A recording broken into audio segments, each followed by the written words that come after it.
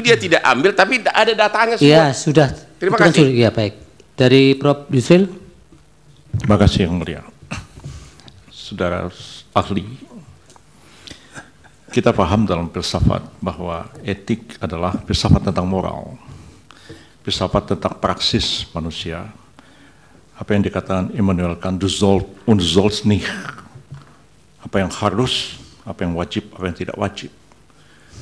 Kant mengatakan bahwa norma-norma moral semacam itu tidak dibentuk oleh manusia, oleh satu lembaga atau negara atau apapun, tapi sesuatu yang lahir dari konsen manusia, dan karena itu dia tahu mana yang salah, mana yang benar, mana yang baik, mana yang buruk.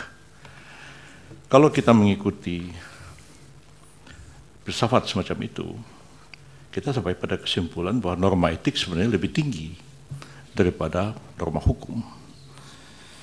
Bukankah Aquinas mengatakan bahwa norma hukum yang bertentangan dengan norma moral tidak pantas dianggap sebagai suatu norma hukum? Itu dalam somatologia yang tentu Romo lebih paham daripada saya.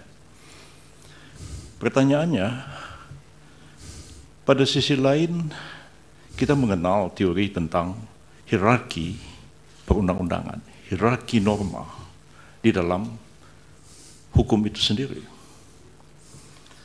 Kita mengenal ada norma yang lebih tinggi, yang bersifat lebih mendasar, ada norma menengah, ada norma rendah, ada norma yang bersifat pengaturan-pengaturan teknis.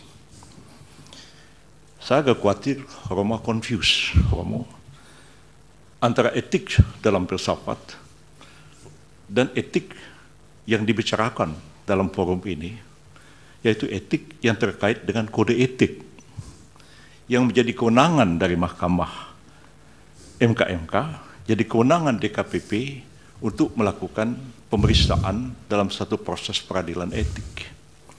Etik seperti itu, saudara saksi, agak berbeda dengan etik yang kita pahami dalam filsafat. Dan berbeda konteksnya dalam hierarki norma-norma. Kalau merujuk kepada Kant, merujuk kepada Aquinas, merujuk kepada Ibnu Hazm atau Imam Ghazali, Prof. Yusril terlalu lama. teks di atas. Pertanyaan apa? Ya, pertanyaan akan segera. Tapi kode etik yang sekarang ini adalah kode etik yang diperintahkan oleh undang-undang. Dalam undang-undang MK, dalam undang-undang KPK, dalam undang-undang advokat. Dan itulah yang diadili, yang dijadikan dasar mengadili pelanggaran kode etik. Bukan pelanggaran kode etik seperti yang dipahami oleh Immanuel Kant dan Thomas Aquinas.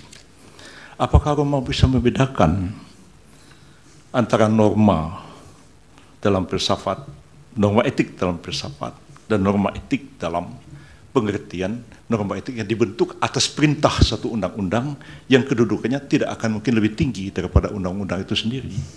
Persoalannya adalah, apakah pelanggaran etik dari filsafat membawa implikasi kepada penyelenggaraan negara harus begini seperti yang Romo katakan? Ataukah pelanggaran kode etik sebagai code of conduct di dalam norma etik yang dijadikan dasar keputusan DKPP dan MK, apakah itu akan menggeser satu keputusan yang didasarkan atas norma undang-undang? Mohon Romo jelaskan persoalan ini. Baik, dari Bawaslu ada pertanyaan? Dari Hakim yang mulia Prof. Arief, silakan Prof.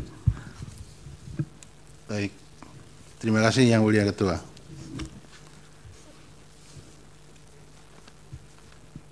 Terima kasih ahli Romo Magnis yang sudah memberikan beberapa catatan di dalam proses